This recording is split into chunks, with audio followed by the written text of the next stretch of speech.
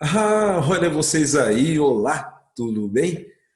Faz um tempão que eu não coloco o vídeo aqui, né? Que eu não gravo nada, mas enfim, é porque eu estava preparando algumas atividades, preparando alguns vídeos, mas vamos lá. Essa videoaula, porque agora a professora é tudo, né?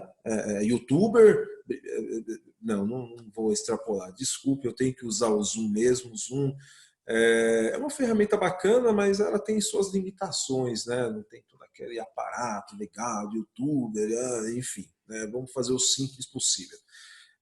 Bem, a iluminação não está perfeita porque eu estou gravando à noite, só tem a lâmpada aqui, uma delas é da minha sala. Bem-vindos, né? Minha orquídea está logo ali, observando tudo, bem bacanona aqui, vendo se está tudo ok, tudo beleza. E por falar em orquídea, a história da orquídea. Não vou contar a história de orquídea, não tem nada a ver. Tá bem? Estamos aqui para uma aula de literatura. Esse primeiro slide é uma linha do tempo que não fui eu quem montou essa linha do tempo, mas eu achei na internet e achei muito bacana e quis colocar aqui, tá bem?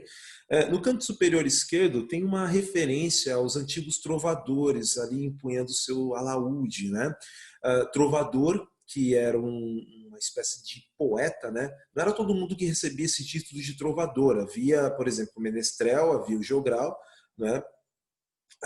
O trovador era aquele que compunha, né, a canção, porque eram cantigas, né? Ele compunha a canção, ele escrevia a letra, né? Escrevia a cantiga e executava, sabe?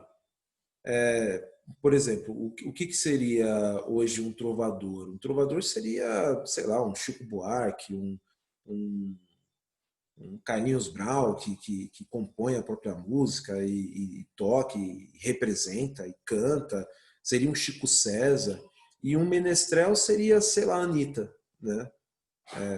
Seria Ivete Sangalo, seria, sei lá, eu estou pensando aqui no intérprete homem, mas não consigo me lembrar agora. Seria Roberto Carlos, né? Porque Roberto Carlos nunca escreveu nenhuma música. Seria, sei lá, seria, enfim, tá bem? E, ou seja, o trovador tinha prestígio, tudo bem? Trovador recebe esse nome trovador, como vocês bem sabem, porque ele é um poeta que vem da região do sul da França, de Provença, e é uma variação do nome francês troubadour, que significa tudo isso que eu mencionei, né, que é o indivíduo que executa, que faz a performance, enfim. Nós temos quatro tipos de cantiga na era medieval, que é a cantiga de amor, de amigo, né? São as cantigas líricas, né? As cantigas lírico-amorosas e as cantigas satíricas, que são de escárnio e maldizer. Cantigas satíricas sempre tem um quê de humor, mas sempre são maldosas, assim, do tipo, sempre é para menosprezar alguém, desprezar alguém, criticar alguém, enfim, é mais ou menos assim. Lembrando que é importante saber que na Idade Média imperava o teocentrismo, Deus acima de todas as coisas. E aqui também estamos sob uma sociedade estamental. O que significa isso? A sociedade não tinha mobilidade, não existia mobilidade social. Nascia pobre, era vassalo e por aí vai. E essa relação, né, feudalística de vassalagem, enfim, era transportada para a realidade da cantiga de amor, na qual o poeta, né, o trovador, se colocava como vassalo da sua amada, não é? Ela estando inatingível, inalcançável, num patamar X, iluminada, e aquela coisa maravilhosa. E eu estou me detendo aqui as cantigas justamente porque essas cantigas vão voltar a métrica delas, né? A métrica, um pouco a temática, vão retornar em dois momentos literários mais. Um que nós vamos nos dedicar mais, vamos estudar agora, e o outro que é o romantismo, né? E o outro vai ser na segunda geração do modernismo, que vai ficar para um outro vídeo, né? Enfim, vai ser na segunda geração do modernismo que vão lembrar dos trovadores lá da Idade Média, tá bem? O trovadorismo, não a Idade Média, tá? O trovadorismo tem a sua duração de 1189 ou 1198. Essas datas não são, não há um consenso entre os pesquisadores, porque é uma data em que estava grafada num dos primeiros documentos escritos em língua portuguesa, que é a Cantiga da Ribeirinha, ou Cantiga da Guarvaia, tem esses dois títulos, escrita por Paio Soares de Taveirós, né, um trovador da época. E então diverge um pouco a data, né, porque talvez possa ter sido invertido, enfim, tanto faz. E essa época perdura até 1418, porque nesse ano Dom Diniz nomeia Fernão Lopes como o guarda-mor da Torre do Tombo, né? Era o cronista-mor, era uma espécie de gerente geral do Instituto de Registro Histórico Português. Tudo bem? Ele escreveu textos, crônicas, né? Textos históricos, enfim. E naquela época o historiador era chamado de cronista, vamos chamar assim. Escreveu crônicas sobre a história de Portugal, né? Sobre os reis de Portugal, né? Então tem crônica de El Rei Dom Afonso, El Rei Dom Pedro I, que é uma história bem bacana, né? Dom Pedro I que era chamado de Dom Pedro Cru, né? Ou Cruel, né? Era ou Dom Pedro Justo, né? Depende muito por conta do episódio de Inês de Castro, que vai ser lembrado lá nos Lusíadas do Camões, no classicismo, tá bem? Bem, em 1418 nós temos o início do romantismo, tá bem? Por que é importante essa data? Romantismo não, falei bobagem, desculpa. Tem o início do humanismo. Por que isso é importante? Porque no humanismo nós temos a figura do Gil Vicente, né? Gil Vicente que vai escrever o teatro humanista e nessa peça teatral, né? Nessas produções teatrais, ele vai colocar a pessoa, né? Vai colocar o ser humano, vai colocar a sociedade no foco da ação. Não é? Ou seja, não vai ter mais apenas aquele apelo teocêntrico, ele não deixa de ser teocêntrico, né? Não vai ter mais apenas aquele apelo teocêntrico, mas terá também aquela noção mais humana de olhar para a sociedade, né? De olhar para o homem, para o seu desenvolvimento. Estamos falando aqui de um início, por assim dizer, do antropocentrismo que vai vir depois, em 1527, pensando em literatura, é claro, né? 1527 nós já estamos a pleno vapor do renascimento, né? Da arte renascentista, dos tartarugas ninjas, né? De Rafael, Donatello, Michelangelo e etc. Né? Então, no Renascimento, há uma necessidade de voltar para o mundo clássico, né? O clássico dos gregos, o clássico dos romanos, enfim. Por quê? Porque era entendido que a humanidade ficou meio que suspensa, né, na Idade Média, assim, do tipo, não avançou. A igreja segurou muito a mentalidade das pessoas, então havia uma necessidade de se desprender, de negar a literatura da Idade Média, as cantigas que eram escritas em redondilhas, né, em redondilha maior, redondilha menor, enfim, que eram versos populares, então havia uma necessidade de negar isso e retornar aos clássicos para poder avançar na história, dar um salto na história. E aqui entra Luís Vaz de Camões, não é? Esse homem pelado que está do lado de Luís Vaz de Camões é Davi. Tudo bem, Davi de Michelangelo, só para lembrar qual era o tipo de arte que estava em voga nessa época. Assim como logo abaixo está vendo esse cara todo estendidão, aí bacana, bonitão, forte, taúdo, é chamado de o Homem Vitruviano. Aí vocês pensam, pô, que da hora. É um quadro do Leonardo da Vinci, né? Aqui em São Paulo teve uma exposição na XP Experience. Ela estava até março, mas aí veio o Coronga e estragou tudo, né? Mas enfim, a exposição sobre Leonardo da Vinci conta um pouco a história do homem vitruviano, que Vitrúvio era um matemático romano, se não estou enganado, não é? Então, por que isso é importante saber? Porque o uso da lógica, o uso da razão, né, o avanço da matemática possibilitou que os artistas, os cientistas da era do Renascimento pudessem olhar para o mundo de uma outra forma. né? E até contestar, por exemplo, alguns dogmas da igreja, do tipo terra plana, sabe? Algo que, felizmente, tem uma galera que tá, bom, deixa para lá esse terraplanista aí, né? Enfim, e nós temos o Camões, que escreveu muitos sonetos e escreveu também a grande obra-prima dele, que é os Lusíadas, não é? Obra em que ele vai contar a história de Portugal, né? Vai contar a história de Vasco da Gama, as grandes navegações, a descoberta do Brasil, entre outras coisas formosas. Percebam que até aqui eu não mencionei, por exemplo, Brasil na literatura. Por quê, professor? Porque para os estudos literários não havia produção no Brasil. Para quê, professor? Porque a sociedade que existia neste continente, né, neste país que chamamos hoje de Brasil, era uma sociedade ágrafa, não é? Os tupinambás, os tapaiumas, os ih, rapaz, que trava-língua no indígena. Eu vou pular, vou falar goitacazes, não, vou falar outra tribo aqui. Vou falar dos botocudos, vou falar do tupi, vou falar do Guarani, tá fácil, né? Enfim, essas várias nações indígenas eram ágrafas, não tinham grafia, né?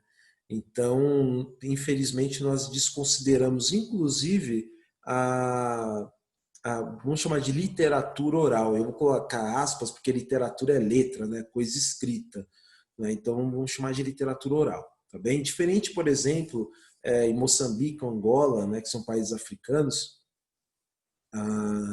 em que eles fazem um compilado do que eles chamam hoje de oratura, que é o que eles compreendem como produção artística, né, produção literária antes da escrita, né, antes da literatura. Eles conseguiram fazer esse resgate desses ensinamentos, desses textos artísticos até que eram transmitidos de forma oral. E nós aqui no Brasil não fizemos isso ainda, não é? Com os povos indígenas. Pelo contrário, nós estamos dizimando a galera, que é algo muito terrível. Não é? Bem, eu vou voltar a falar de indígena um pouco mais adiante nesse vídeo, tá bem? Nessa aula nossa aqui. Enfim, o importante que eu quero que vocês guardem de Camões não é apenas os Lusíadas que ele escreveu todo decassílabo, não é? Assim, meio que imitando, entre aspas, o formato da epopeia grega, né, da epopeia de Homero. Então ele coloca heróis, ele coloca deuses, ele vai colocar Vasco da Gama como se fosse quase que eu ia chamar de Hércules, mas ele não está para Hércules, não, ele está mais para Odisseu. Né? Ele era um cara inventivo, inteligente, não é? Ele também era muito forte, muito valente, né? Ele é um verdadeiro herói português. E ele representa toda a nação portuguesa. E por que isso é importante, professor? Porque dois autores importantíssimos para a nossa literatura resgatam esse texto de Camões. Um deles é Almeida Garré, no início do século XIX, que vai resgatar Camões num poema quase épico, porque ele tenta fazer uma epopeia, mas não é uma epopeia, né? É um poema reverenciando a obra camoniana, que se chama Camões, né? O Almeida Garré escreve isso. E o Fernando Pessoa vai resgatar muito do que o Camões produziu, né, num grande poema representativo de Portugal chamado Mensagem, né, um livro que ele vai criar muito sobre isso, tá bem? Então, uma outra coisa importante sobre Camões é o fato de ele ter escrito muitos sonetos, né? E nesses sonetos ele representa a mulher petrarquiana. Eu recomendo que vocês façam uma pesquisa sobre o que é a mulher petrarquiana, porque essa mulher petrarquiana vai voltar na poesia romântica do finalzinho do século XIX, a poesia da terceira geração romântica, a geração condoreira, que vai tratar a mulher como um indivíduo erótico, sensual, mais do que demais, tá bem?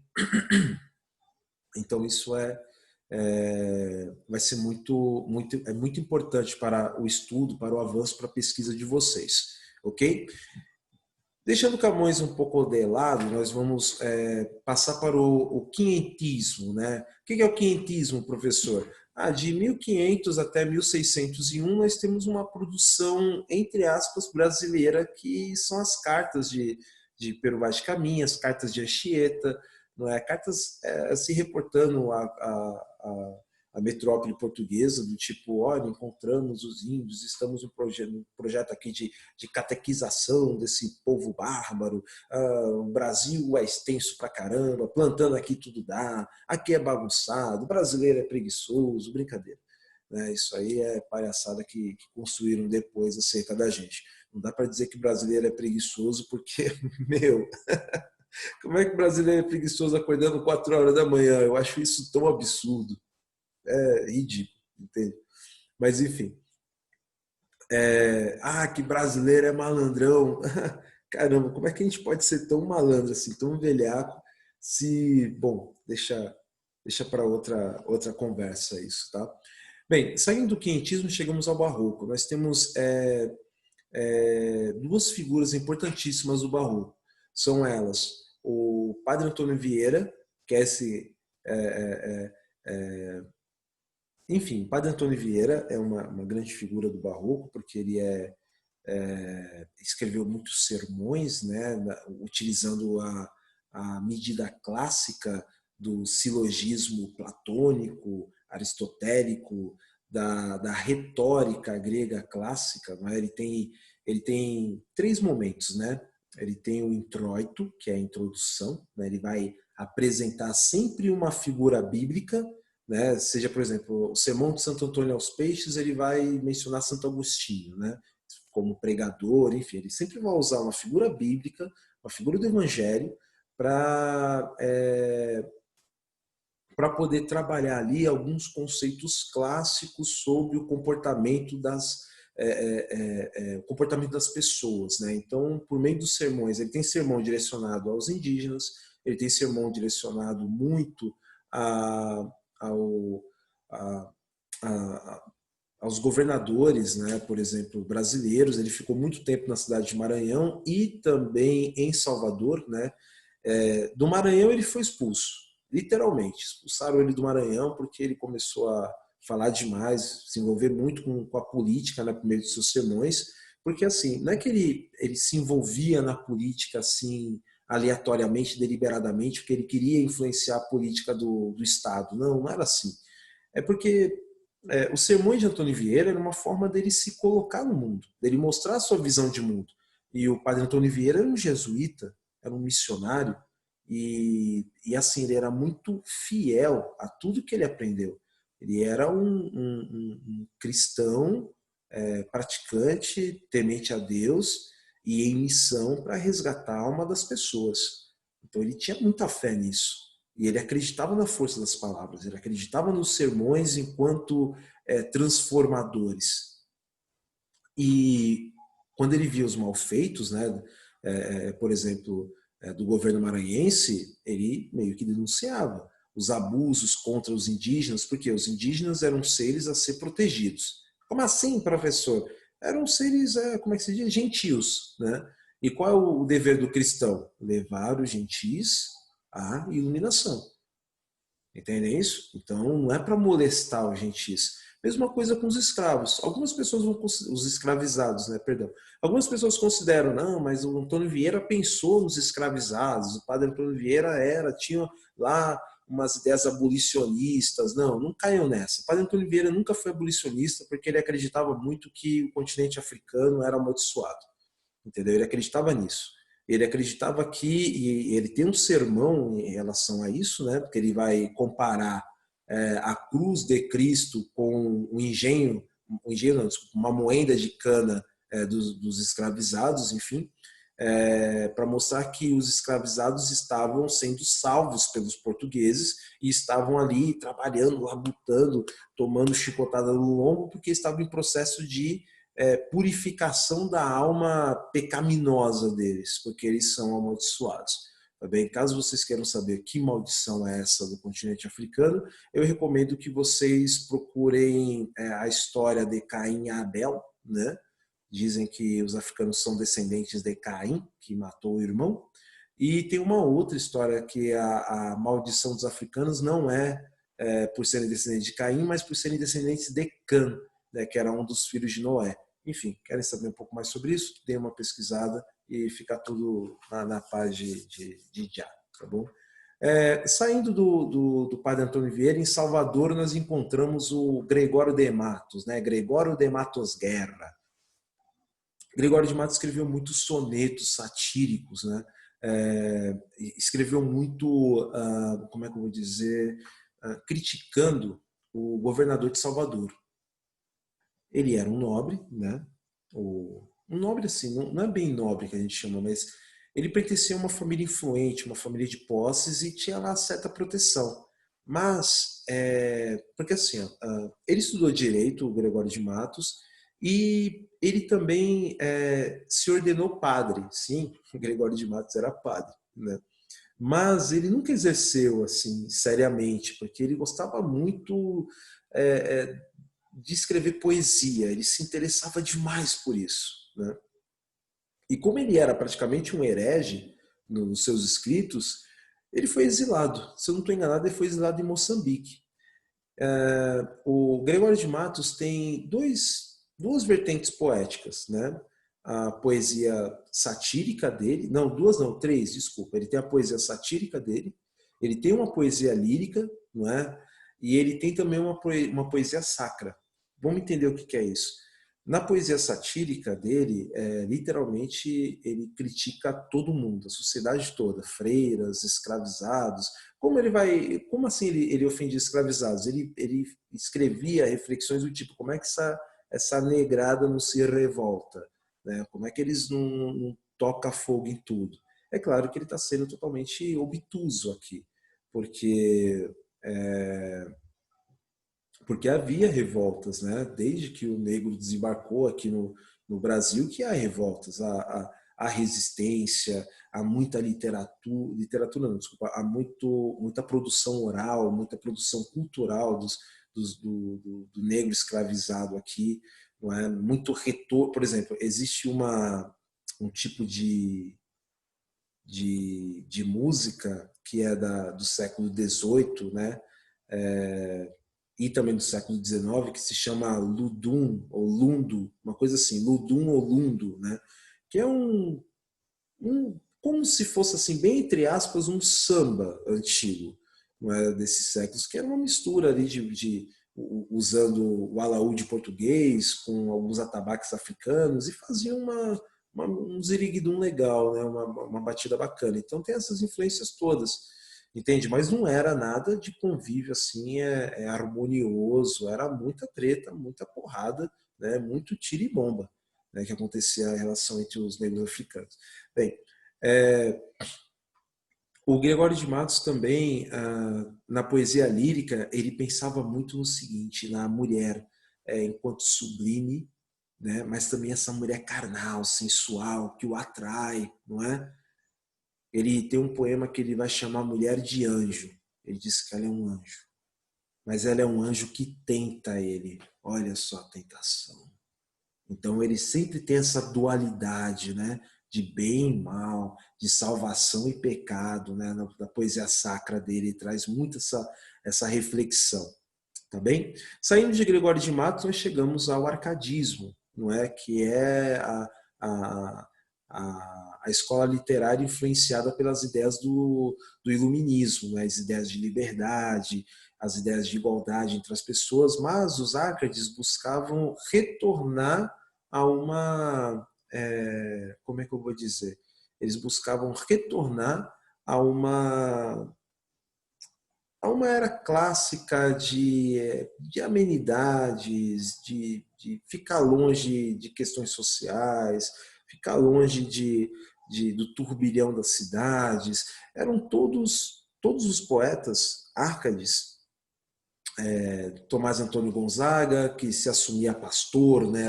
Ele era o Dirceu e tinha sua musa pastora, inspiradora, Marília. Nós temos o Cláudio Manuel da Costa, que na Conjuração Mineira Depois da Traição, esqueci o nome do traidor agora, enfim, esqueci mesmo. Estou com muitos nomes na cabeça, estou com medo de falar algum e não ser o dele e cometer esse erro tosco aqui. Mas, enfim, depois da traição, né, da Conjuração Mineira, em que a coroa portuguesa foi alertada que havia os revoltosos em Minas, enfim, Cláudio Manuel da Costa e o Joaquim Maria José, o Aleijadinho, nossa, falei besteira, o Tiradentes, perdão, foram condenados, né? O Cláudio Manuel da Costa foi preso e assassinado. Uns dizem que ele cometeu suicídio, outros dizem que ele foi assassinado, enfim.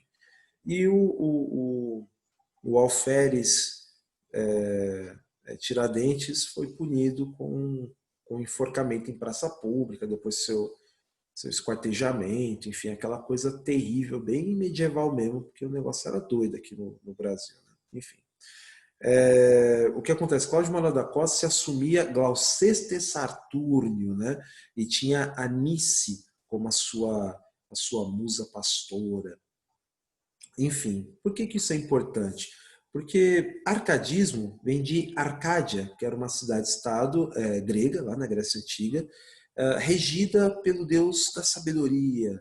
Eu vou chamar Deus de sabedoria, mesmo sabendo que Atena era Deus da sabedoria, porque o deus Apolo regia os sábios, ele regia os poetas, os músicos, né? Enfim. Então, pela égide de Apolo, a Arcádia era uma cidade conhecida como cidade de artífices, pessoas que trabalhavam com a mão, poetas, enfim. Então, por isso nós temos esse período, né, do arcadismo, né? Das Arcádias, não é? Por exemplo, nós temos uma Arcádia lusitana, que é de 1756, se não estou enganado, é bem antes da Arcádia brasileira, né, que é 1768, né, a Arcádia brasileira. Nós temos também uma Arcádia italiana, que serviu de modelo para todas essas. A italiana é de 1690, se não estou enganado. 1600, eu acho que é 1690. Então, assim, o Brasil tinha muito como molde a Europa, é claro, né? Sempre. Então, os Árcades, embora eles pertencessem à elite mineira, não é, na época, por exemplo, Cláudio Manuel da Costa nasceu em Mariana, se eu estou enganado, né? Filho de fazendeiros, enfim. E o Tomás Antônio Gonzaga não era brasileiro, mas ele viveu a vida toda aqui, tipo Carmen Miranda, sabe? Muita gente acha que Carmen Miranda era brasileira, mas ela não era. Ela era portuguesa e foi radicada aqui no Brasil, né? Assim, ela veio para cá pequena, sei lá, 7 anos, 3 anos de idade, não sei. Assim como a Clarice Lispector também, que não era brasileira, mas isso é detalhe, só para situar vocês na história, tá bem? Tomás Antônio Gonzaga não era brasileiro, viveu a vida inteira aqui no Brasil, porque ele veio para cá pivetão, né, tinha uns 7 anos mais ou menos, se formou advogado, manjava muito de leis, fazia parte dessa nobreza, mas nós temos aqui os valores árcades, né, que é o lugar ameno, é buscar o campo, é buscar uma vida equilibrada e simples, é buscar a simplicidade.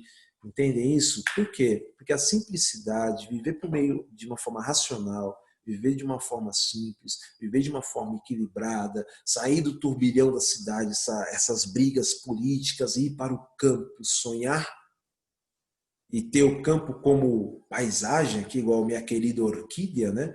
Ter o campo como paisagem apenas, tá bem? Lugar ameno, gostoso, etc. Era muito comum na poesia árcade, tá bem? Diferente da poesia romântica enfim, diferente da poesia romântica, na qual a natureza não vai ser apenas um pano de fundo, como era o caso do arcadismo. A natureza na poesia romântica é atuante, é personagem.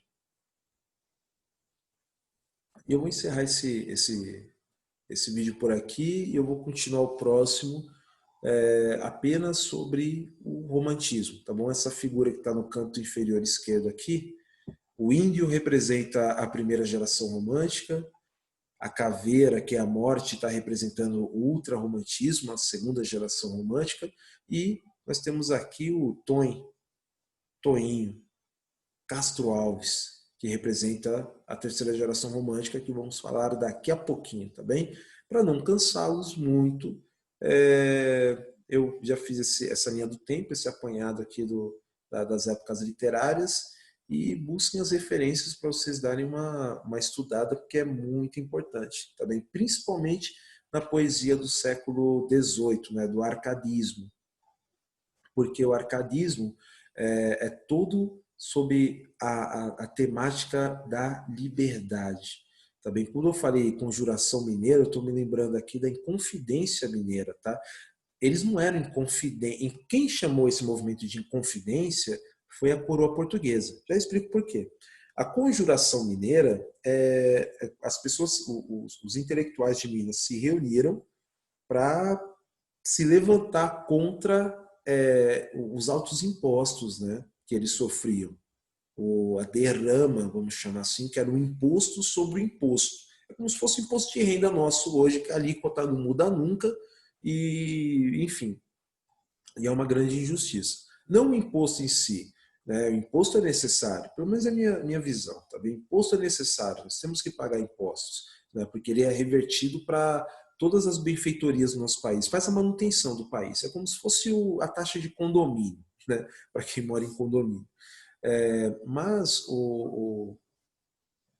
essa não mudança na alíquota é muito injusta. Então vamos imaginar que hoje, por exemplo, uma pessoa que está ganhando, sei lá, mais de R$ 4.000 está pagando 27,5% de imposto de renda, né? Enquanto uma pessoa, no excedente, é claro, né? Naquilo que excede.